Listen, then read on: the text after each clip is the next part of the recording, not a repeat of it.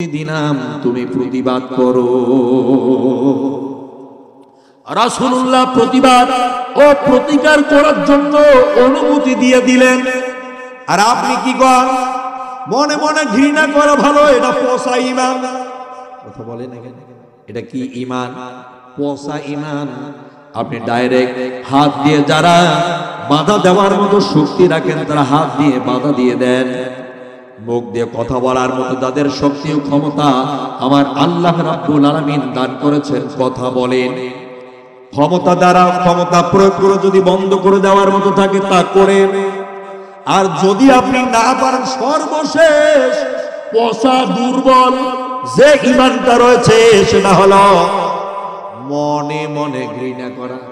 এটাকে আমি ঘৃণা করি, এটা পচা মানুষ, এটা ইসলাম বিরোধী মানুষ, একে আমি ভালোবাসি না মনে মনে, এই চিন্তা চেতনা করাটা সর্বনিম্ন ঈমান। আজ সর্বনিম্ন ঈমানটাকে বড় ঈমান হিসাবে গ্রহণ করেছি। কথা বলে না কেন? সর্বনিম্ন ঈমানটাকে আমরা একেবারে বড় ঈমান মনে করেছি। কথা বলা যাবে না, আগামী দিন না জানি কে ক্ষমতায় আছে, ঠ্যাঙ্গায়া জন্মের মতো টাইট করে দিবে। ক্ষমতার দোহাই দিয়ে যারাই দেখো আজব শান, ভালো করে টেনে দিও ওদের দুইটি কান বন্ধ, ভালো করে টেনে দিও ওদের দুইটি কান।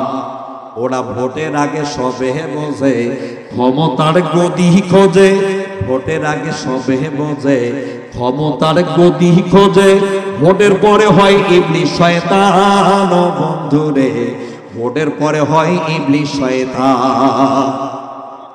না হইলে নীতির বদল চলবে এ গন্ডগোল, না হইলে নীতির বদল চলবে এ গন্ডগোল, নাহিরে জাতির পরিত্রাণ।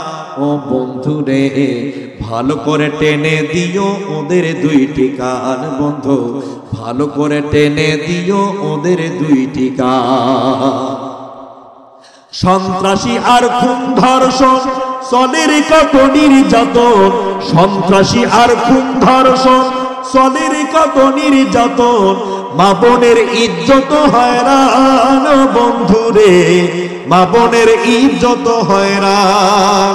যারাই নামে যারাই ওঠে বিদেশি আলোদের ঠোঁটে, যারাই নামে যারাই উঠে বিদেশি আলোদের ঠোঁটে, রাখতে চায় রে দাদার মান।